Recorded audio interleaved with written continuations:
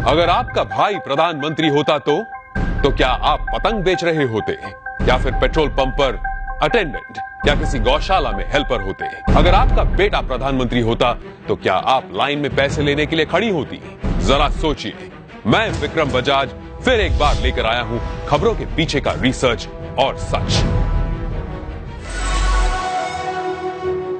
इस देश में परिवार में एक बंदा पॉलिटिक्स में जाए तो परिवार में दूर दूर तक सारे के सारे पैसों के ढेर में खेलते हैं।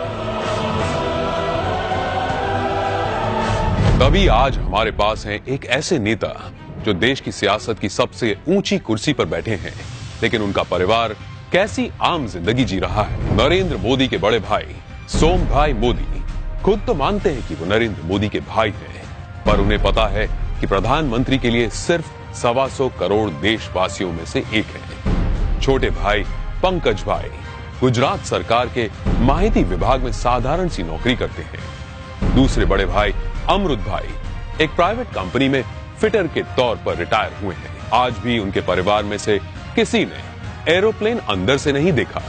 मोदी जी के दूसरे छोटे भाई प्रहलाद मोदी एक फेयर प्राइस शॉप चलाते हैं। उनकी 95 साल की माताजी नोटबंदी के बाद पैसे निकालने के लिए खुद लाइन में खड़ी दिखी थी। अब जब हम छोटे थे तो हमारा गुजारा करने के लिए वे अड़ोस पड़ोस के घरों में बर्तन साफ करना, पानी भरना, मजदूरी करना।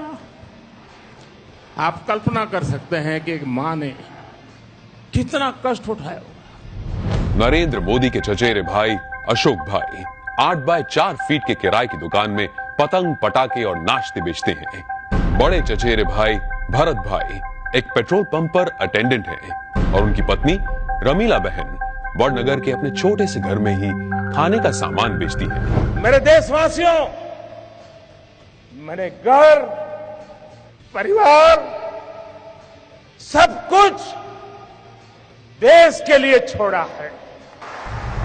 तीसरे चचेरे भाई चंद्रकांत एक गौशाला में बतौर हेल्पर काम करते हैं। चौथे चचेरे भाई अरविंद भाई एक स्क्रैप डीलर हैं, जबकि पांचवें चचेरे भाई भोगीलाल ग्रोसरी शॉप चलाते हैं। चाचा कांतीलाल और जयंतीलाल रिटायर्ड टीचर्स हैं। जयंतीलाल की बेटी लीना की शादी एक बस कंडक्टर से हुई है, मतलब कि देश के प्रधानमंत्री का जीजा एक बस कंडक्टर है।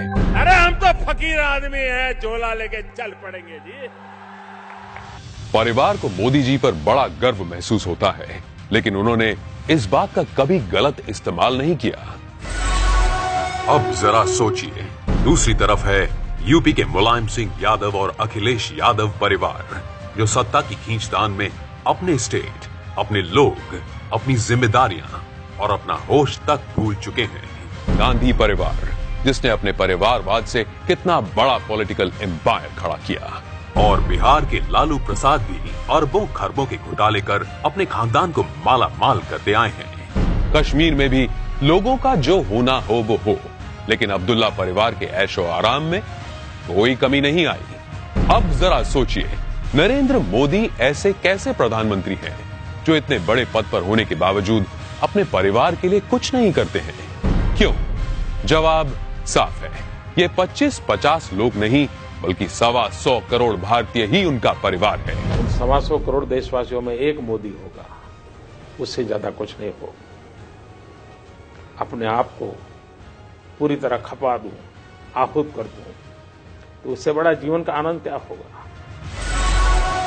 जरा सोचिए, क्या देश को ऐसा निस्वार्थ प्रधानमंत्री कभी मिला है या तो कभी मिलेगा? ये जरा सोचिए।